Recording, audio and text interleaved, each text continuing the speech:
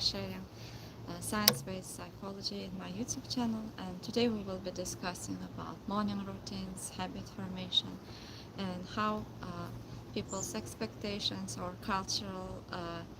cultural expectations and rules and worldview can change your relationship towards habit formation. And if you've been trying to develop a certain habit, especially a morning routine, what can be some reasons why it's not working for you or not working the way that you wanted it to work. And I'll be sharing some nuances and details of habit formation, especially forming a morning routine for yourself.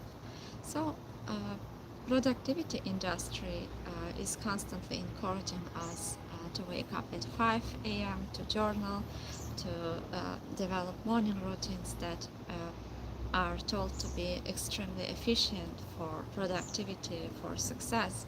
And it started with American morning routine industry in model from Hal Elrod's Miracle Moment in 2022, which sold over 2 million copies, and there were millions of communities around their SAVERS acronym, which meant silence, affirmations, visualization, exercising, reading, scrolling. And then it followed Tim Ferriss's The 4-Hour Work Week, which popularized the morning pages concept from Julia Cameron's Artist Way, and Robin Sharma's The 5 a.m. Club that positioned early rising and waking up early as a competitive advantage. And James Clear's Atomic Habits, that probably most of you have read, which provided theoretical framework that was being retrofitted onto these practices. Marketing formula is consistent, and there were a lot of successful, admirable people have specific morning routines, which was telling them what was helping them to succeed. However, no one has talked about the routines about the people who tried to follow these routines and habits, and for them and for whom it didn't work. So what's the science actually says about morning practices? And of course there are a lot of strategies that you can try, however it might not work for everyone. For instance, cold plunges and cold water immersion that is suggested in these books might not work for everyone.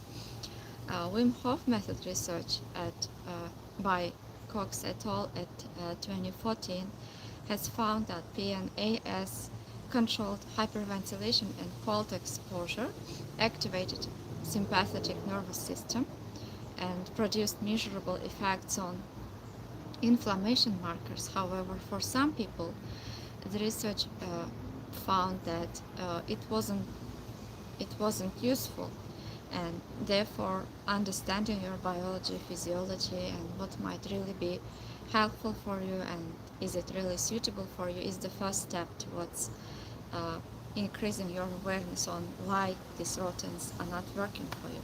The second one is morning journaling, and it's very well-known strategy, including morning pages, and this was found to decrease difficult experiences, including intrusive thoughts. However, the research is limited. The research is mainly about expressive writing and sharing emotionally difficult experiences, and stream of consciousness journaling about daily plans and gratitude leads with what most morning routines prescriptions actually involve. But we don't know what will happen if we will journal all of our thoughts, or for a person who is experiencing OCD, for instance, or like the research is limited. That's why maybe for some people journaling might not work. In that sense, trying to understand what works for you, what might be suitable for you, what was helping you is the first step towards understanding and analyzing what might be suitable for you and why your morning routines don't work.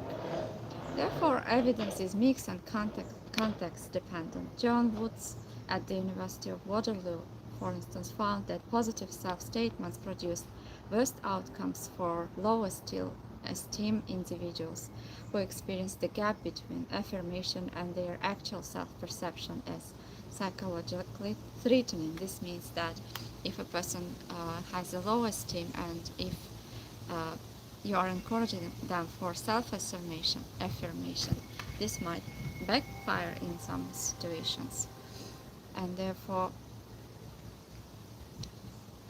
it might not work for everyone.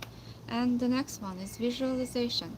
Research has distinguished between outcome visualization, imagining achieving the goal, and process visualization, mentally rehearsing the steps. And students who visualized the students who were able to visualize the process of studying, steps they have taken for studying, were much more successful than people who were visualizing the outcome, because visualizing the outcome was found, like the final outcome was found to activate some hormones in your brain, and feeling as if you have already achieved the goal, and this might decrease motivation uh, when you want to start doing certain things. And therefore, even while visualizing, like, there are some nuances that need to be considered, and research in more details for which situation, for which problems it might work, and for whom it might work. Chronotype problem that industry ignores. The most significant scientific critique of morning routine industry is about completing failure to account the chronotype.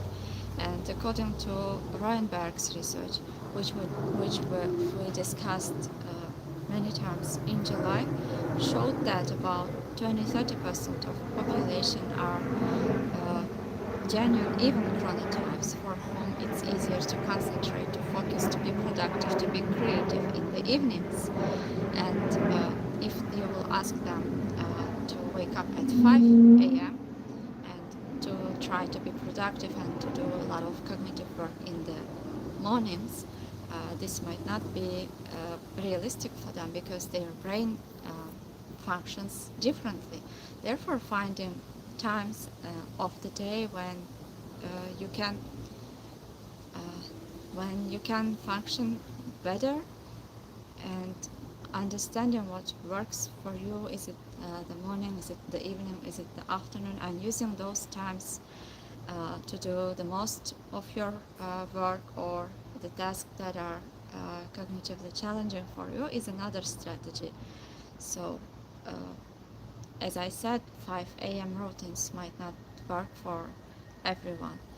And the next one is behavioral consistency over behavioral content. One of most important strategies that should be considered is that if you want to develop a routine, a habit, it's important to do it consistently, and consistently repeating the same behaviors in certain contexts, and linking them to habits that maybe you already have, or you are already doing, is another strategy you can use, because it will help you to decrease stress levels while you are doing something that you are enjoying. This will already decrease the stress, and if you are able to link the habit that you are trying to develop to something that helps you to feel joy, to feel relaxed, uh, it will help to decrease the resistance and decrease the stressful part. And when people are able to be less stressed, they are able to focus better, to function better, and doing these habits that you want to develop all the time at the same time, with the certain environmental cues, for instance, doing while you are trying to develop habits, like trying to do them at the same place or in environment, can help to decrease cognitive load. And using, for instance, strategy of implementing intentions, when a research was conducted, when people were trying to develop a habit, first they tried to do it without implementing intentions and just setting goals, and they found that When people were able to use implementing intentions, the possibility of developing habit increased considerably. Therefore, it's one of strategies that you can apply if you want it easier for you to develop a certain habit. And also considering about obstacles that you might encounter. For instance, I'm going to read a book once I wake up, before checking my social media while drinking a coffee at 7 a.m.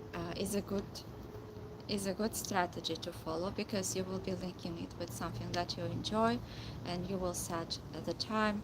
And before before checking your social media is also important, because when uh, it's suggested to avoid checking your emails or checking social media just when you wake up, because when you are exposing yourself to so many triggers and informational exposure, this would change your mood, and you don't know with what you are going to encounter in social media or emails. That's why taking your time when you just wake up, and using creating a time for yourself to connect with yourself, and to recharge, and to create that base background for the rest of the day to be built, is another important factor. Because again, according to research, people who were immediately using social media or exposing themselves to a lot of information before connecting to themselves, before spending time with themselves, uh, the impacts of it were negative on mental well-being or ability to develop new habits. Also, moving your body and spending time outside or exposing yourself to morning light in the mornings is also another important factor that you can use, strategy that you can use, because people who were able to face the sunshine, to see the sunshine in the early mornings, are found to be more successful and productive, and to function better and to be more productive during the day.